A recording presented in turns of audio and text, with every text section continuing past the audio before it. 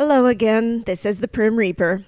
I'm in the middle of working on my next segment on feminist issues, but in between I thought I would do a quick little video with two branches to it. The first one being a wholehearted thank you, and the second one being an apology. So first of all, thank you so much for all of your discussion on my last video. I honestly find debate like that to be just so satisfying. You see some people, when they get folks disagreeing with them, they go defensive and double down on their issues, or they just start lashing out at other people. I don't really get that. I get giddy when people debate with me. Even when they're disagreeing with me, that's fine. It just gives me a chance to examine my views further. For example, your guys' comments helped me to narrow down search terms when I was trying to look certain things up. So it really does mean a lot to me. Thank you. Thank you all very much for that kind of thing. I really do appreciate it. I also wanted to apologize. The last video that I did on FGM and MGM did not fully come across in the way I intended. I can try to explain why. I originally went into my fourth video with the intention to just continue my series of critiquing one list of feminist issues that I saw. Some of those issues were stupid or even plain wrong, but some of them, such as human trafficking, were actually worth looking into. FGM was one of them. So when I began writing on it, I was originally going into the video doing no research at all on MGM, but in the end I thought to myself, hey, I should also mention MGM so that people are also aware that I think it's a valid issue. After all, I wouldn't want to cover only one half of the sexes when this is an issue that affects them both. So I went into that video with the best of intentions. Unfortunately, because MGM was added in afterwards, an unintended side effect was that it wound up getting short shrift in the video, which unexpectedly made me sound like I was minimizing it. I'm sorry for that. I never intended to act like I didn't think it was serious. I clarified a few of my views in the comments on that video, but since nobody in their right mind reads YouTube comments, I thought I might just take a little time to respond to some of them here, so that more people can actually see it. I'm not going to read all the comments in full because that would just take way too long, but I'll take parts from each comment that I didn't feel like I touched on enough in that first video. So this is just going to be pretty casual because I'm not going to be writing a script for this. I'm just going to be taking your comments and responding to them directly. So I guess I'll just start with Bane's comment. Thank you for that, by the way. This is so detailed. I really do appreciate all the work that you put into this. The first part of this comment says, the least of which is the removal of the clitoral hood, which I said in my video, but you are totally right. Considering that piercings are listed under type 4 now in the UK, which is ridiculous, and I do mention how ridiculous that is in my video later on, that would make sense that that is the least harmful type, because it's such a broad classification, so pretty much anything can go under there, so it makes sense. I was actually aware of the fact that foreskins were used to make skin creams, but I didn't really know why, so I looked that up, and it says that the skin products contain fibroblasts grown on the foreskin and harvested from it. So fun. Also, I knew about the history of MGM being used to dissuade people from masturbating, which really effective, guys, but I know all about John Kellogg and his proposals of that kind of thing, also with the bland food, hence cornflakes, to reduce arousal in people, which is also really interesting theory. Wonder how that worked. Not so good. But the history of MGM is actually a lot longer than that, which I'm sure you're well aware of. You've obviously done a lot of research on this topic. But I've seen a lot of responses varying from being mainly religious and mainly meant to reduce arousal because it was sinful, and also to try and keep it cleaner. I don't know how factual that is, but I've heard that it was harder to keep clean in areas where there was less water, so that's mainly what I've heard about that one. With regards to this part of the comment, as far as I recall, I didn't really mention any of the complications that come with circumcision. I realized this afterwards, and I tried to draw more attention to that fact with the annotations that I added, but even there it was just kind of a quick thing that didn't really cover the specifics. On top of your list, the increased evidence of erectile dysfunction, the loss of sensitivity, there's also the risk of infections, damage to the urethra, metitis, and scarring. There are a lot of complications related to inadequate tissue removal, leading to skin bridges and adhesions. I actually have a friend who has this problem, and though I've never seen it myself, apparently it has resulted in a much more curved erection. There's also complications related to too much tissue removal. I'm sure that you're well aware of the story of David Reimer. I'm thinking I'm probably pronouncing that wrong, but you know what I'm talking about. But for those who might not be aware of that story, a complication during his circumcision led to his penis being irreparably damaged. So they actually performed reconstructive surgery and turned it into a vagina with the idea of trying to raise him as a girl named Brenda.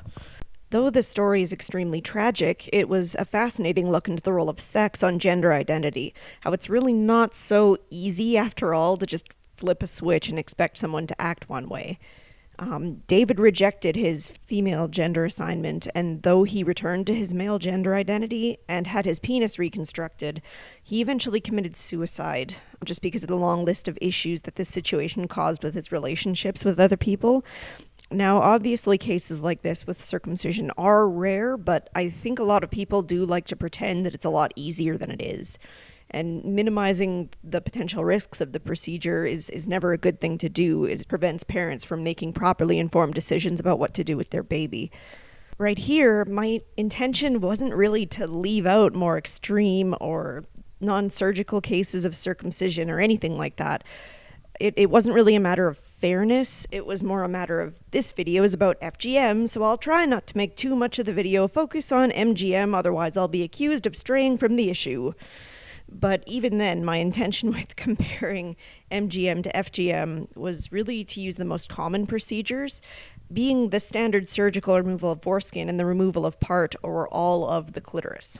I felt that was the most fair because that way it wouldn't look like I was trying to compare apples to artichokes.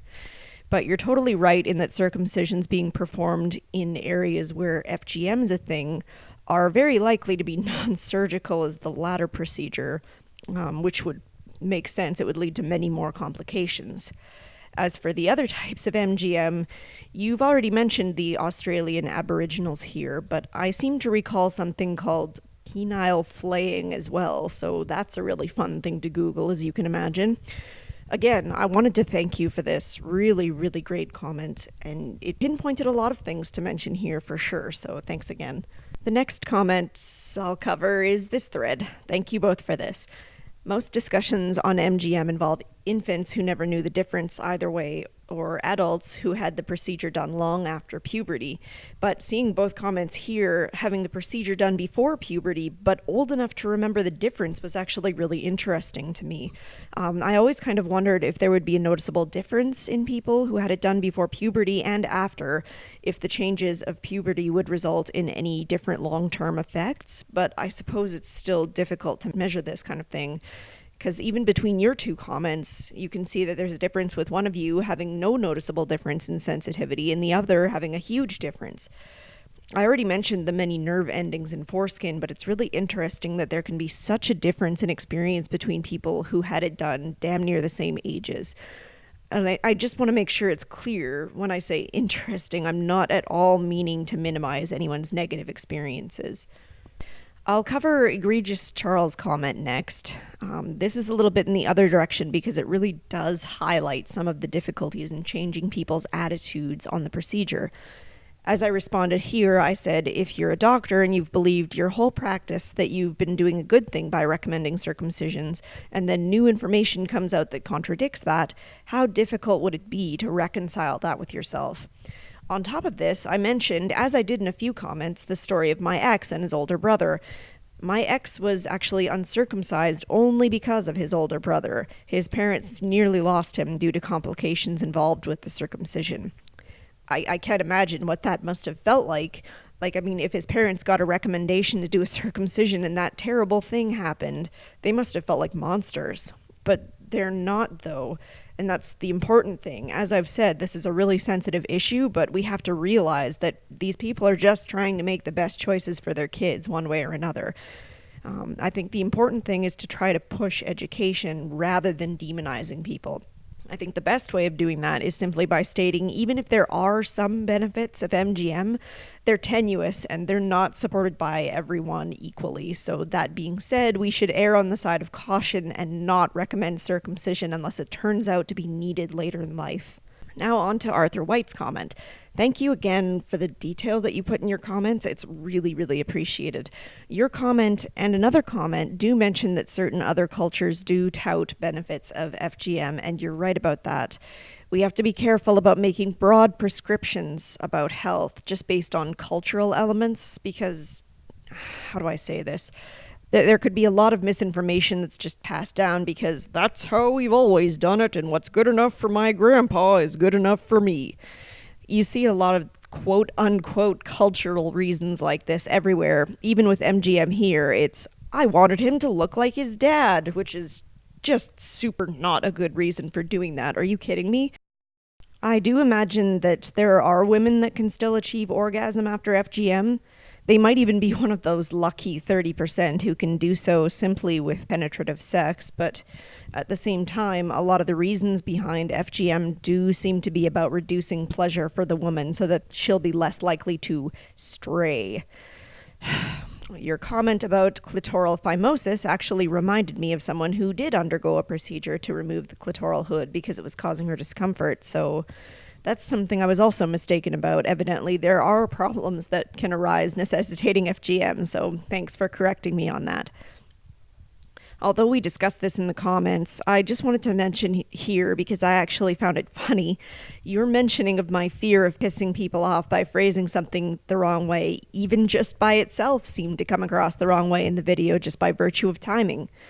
I never intended to try to put FGM first or to say that MGM was bad only if we also talk about FGM. They're both serious issues and we need to work on them both at the same time. What I meant about phrasing things wrong is that some people will just totally shut down and stop listening if they take something being said in the wrong way. I worried a lot about seeming like I was minimizing MGM in this video by not talking about it more. And judging by some of the other comments, it did seem like some people took it that way, hence why I wanted to make this follow-up to assuage those concerns.